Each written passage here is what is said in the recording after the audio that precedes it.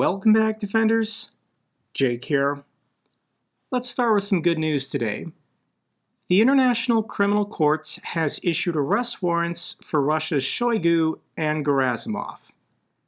Shoigu is no longer defense minister, but that doesn't excuse the crimes he's committed the last 2.5 years. So for Shoigu and Gerasimov, what this means, they're never going to be able to travel to one of these green countries ever again, because if they do, they'll be arrested and handed over to The Hague. No more vacations in Paris, or visiting their Italian villas, or docking their super yachts in Spain or Greece. Boo-hoo for them. Here's a statement from President Zelensky. I welcome today's arrest warrants issued by the ICC for two key figures in Russian military leadership. Both are accused of committing heinous crimes against civilians in Ukraine during Russia's reckless bombing of Ukrainian critical civilian infrastructure. These barbaric missile and drone strikes continue to kill people and inflict damage across Ukraine. We look forward to more arrest warrants in order to deprive Russia of its sense of impunity, the feeling that has fueled Russian crimes for decades. Accountability is the only way to put a stop to them. These arrest warrants are very important because this deters other people inside of Russia from participating in Putin's government and this war. If there's accountability, if there's consequences after this war is over, fewer and fewer people inside of Russia want to risk this.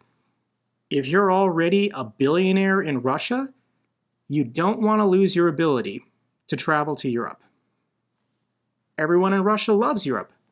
They don't want a vacation in North Korea or China. They want a vacation in New York City or Toronto or Sydney or London or Paris or Berlin. The other top story is an ATACMS strike on Crimea. What was hit? And this was the Space Tracking and Communication Center NIP-16 in occupied Crimea. This had already been struck in December of last year, but Ukraine struck it again, and it had been adapted for defense purposes. Once again, anything that can detect an F-16, Ukraine's going to blow that up. So Ukraine released a video of ATACMS being launched in unison. This is 4 M270s, each firing off 2 ATACMS missiles. I want to share this video.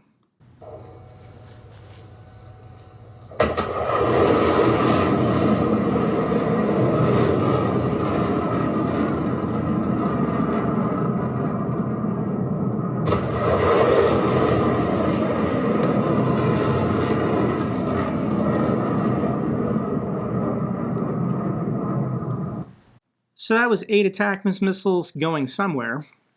And we know it wasn't HIMARS because each launched 2. The M270 can hold 2 cartridges. A single ATACMS takes up 1 cartridge. Pretty interesting. And ATACMS come out on top versus Russia's S-500 anti-missile system. The duel in the skies above Crimea has pitted 1990s US weapons technology versus Russia's air defense platform the Kremlin calls the best in the world. So the other story that's breaking is Russia is blaming the United States for a deadly missile attack on Crimea. There is a video online, I'll link it down below. And I do want to say quickly, these ATACMS took off at night. This happened during the daytime, so these were not the same event. But what happens in this video is that Russian air defense systems do shoot down the cluster variant of an ATACMS missile. This missile was going towards valid military targets in Sevastopol, the harbor, but the bomblets land all over the beach. Russian tourists, Russian vacationers, did lose their lives. But here's the problem. Russia cynically places military sites close to civilian areas in Crimea on purpose. Russian military bloggers are criticizing Crimean authorities for failing to build shelters and not warning civilians about the missile threats. So this beach, I'll show you on the map where it is in a second, but there's no concrete structures for civilians to take cover in the event it comes under attack. There's also no air sirens. These ATACMS were launched hundreds of kilometers away inside Ukraine, and the Russian government doesn't warn their people when missiles are inbound. This beach is located between the Sevastopol naval base and the Belbek airfield, both of which are being struck by Ukraine with drones and missiles constantly. And Russia is still encouraging civilians to go to this beach for a nice summer holiday. So yes, this is pretty stupid and irresponsible from the Russian government. And there's valid military equipment and targets next to the beach where Russian civilians who are not being protected, who are not being warned, are vacationing. It's insane. So the Kremlin warns the United States of consequences after this Crimean strike. Yep. But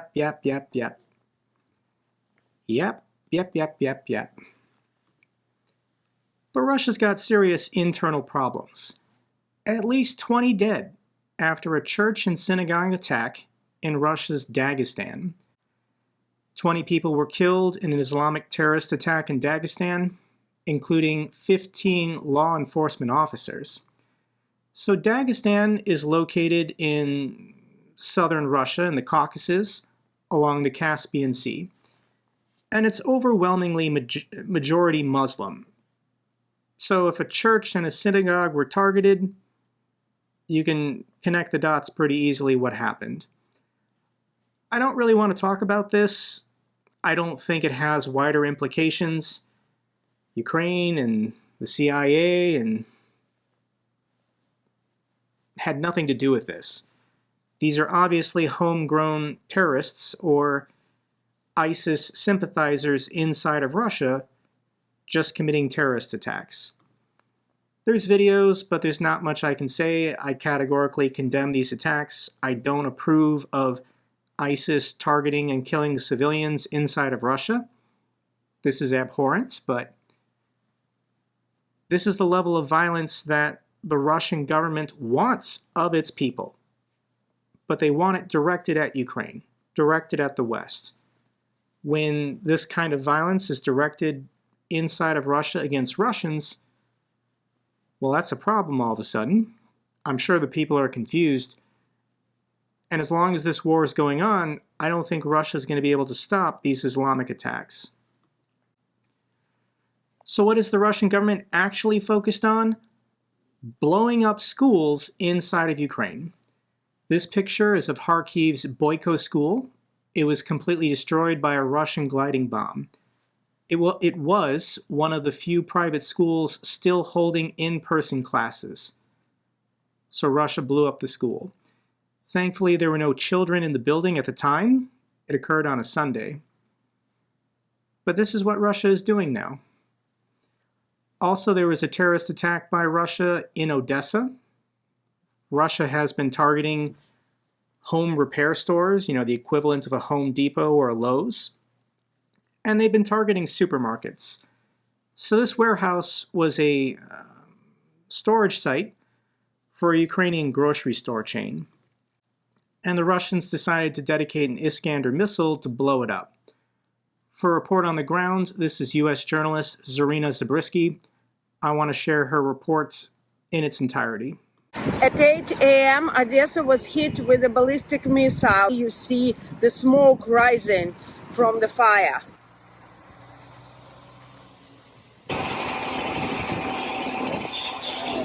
This was a warehouse of a big supermarket chain.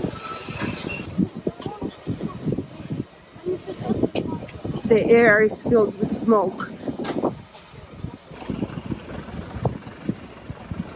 I'm at the site of the hit, and right over there behind me, you see the fire is still going on.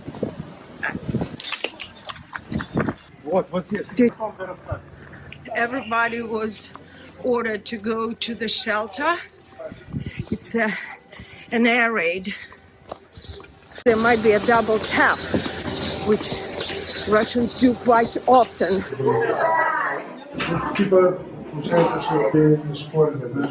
This gentleman just gave me a part of a missile. This is what it was hit with. Сильный взрыв. Вот с неба валило. Вот этот дым, он окутывает весь наш дом. И у людей повыносило. Страшно было, конечно. Злякалась. Злякалась. Вона от, наче тут ціла. Перелякала. The Russians continue to blow up schools and supermarkets. The dog you saw in Zarina's reports, it was discovered in the wreckage of the warehouse. Here's the video of when the firefighters found the dog.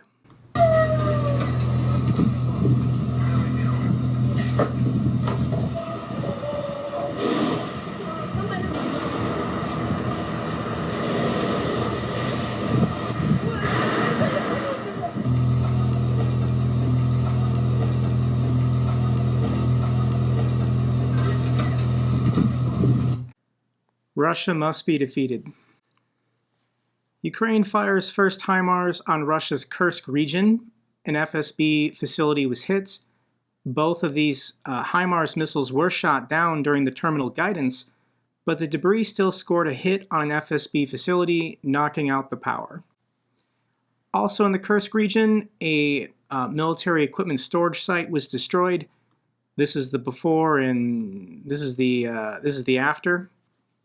I'll link the video down below if you want to see the explosion. Ukrainian Navy reveals images of destroyed Shahid drone center inside of Russia.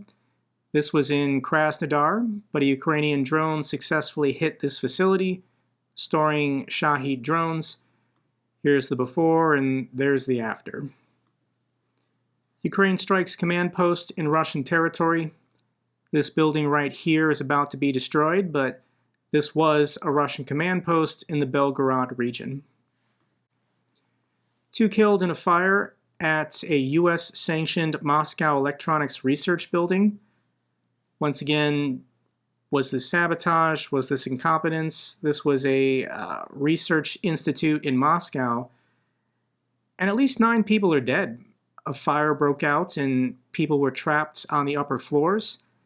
There are pictures and videos of people jumping from windows because they were being consumed by the smoke and fire. If you want to see the video, I'll link it down below. EU sanctions Russian pro-war pop star Shaman. If you don't know who this guy is, you're lucky, but he's the guy who sings the song Ya Ruski, and he's finally been sanctioned. And this should have happened already. This guy is just absurd. The Fuhrer and his shaman. How the Kremlin recreates Nazi aesthetics in music for war propaganda. Everything this guy does is super creepy, and it just has a lot of parallels to Nazi propaganda. Internet users have compared Shaman to the singing Nazi youth from the movie Cabaret. There also was another round of EU sanctions placed on Russia. Here is Russia's response. In response to new EU sanctions, Russia has expanded the list of EU representatives who are prohibited from entering Russia. Doesn't that sting? You can no longer travel to Russia now, EU representatives. Bank of China halts payments with sanctioned Russian lenders. This is in response to the latest sanctions by the United States, basically putting Chinese banks on notice, telling banks in China, if you continue doing business with sanctioned Russian companies and sanctioned Russian individuals, then your banks in China will receive secondary sanctions. You'll also be sanctioned. So this is working. This is having a huge impact on Russian supply chains and the flow of money to get Western components for Russia's war machine. I'm not really going to thank China. They're acting in their own self-interest here, but we are making progress on closing some of these loopholes. Let's get to the good news for Ukraine. The United States to finance printing over 3 million textbooks for Ukrainian students. We will not allow Russia to succeed in attacking Ukraine's education system. Books to be produced in Ukraine will be delivered to over 12,000 schools. The Russians are deliberately bombing schools and deliberately bombing printing houses to stop the Ukrainians from printing books in their own language. This is literally the textbook definition of a genocide. U.S. surgeons to operate on war victims with severe facial injuries in Lviv free of charge. American surgeons are set up to perform free reconstructive surgeries on about 50 Ukrainian war victims with severe facial injuries in Lviv. Just a feel-good story. Ukraine to receive profits from Russia's frozen assets in 2 tranches starting next week. This is a big deal. This is something that the EU and the G7 has been working towards for over 2 years now. Russian money is going to be used to help defeat Russia. This was the compromise by Western governments and private banks. The private banks were never going to allow frozen Russian assets to be seized and then given to Ukraine. This is the compromise. Interest accumulating on frozen Russian assets can be used as loan repayment to Ukraine. So EU countries are going to give Ukraine money as a loan, but that loan isn't going to be repaid by Ukraine. It's going to be repaid by interest accumulating on frozen Russian assets. And $300 billion worth of frozen assets accumulates a lot of interest. So this is a big deal. This is going to really help Ukraine's war efforts. First batch of artillery shells under the Czech Initiative has been delivered. There was some conflicting reports saying that the shells hadn't arrived yet, but this is the Prime Minister of the Czech Republic confirming. The first shipment of ammunition from our initiative arrived in Ukraine some time ago. We are doing what it takes. The Czech Republic managed to secure about 1.5 million shells. Ukraine should be getting over 100,000 shells every month for a good while because of this Czech-led initiative. And something tells me that some of these shells are coming from Serbia, which is pretty hilarious. Germany supplies Ukraine with over 40 trucks for border guards on the front line.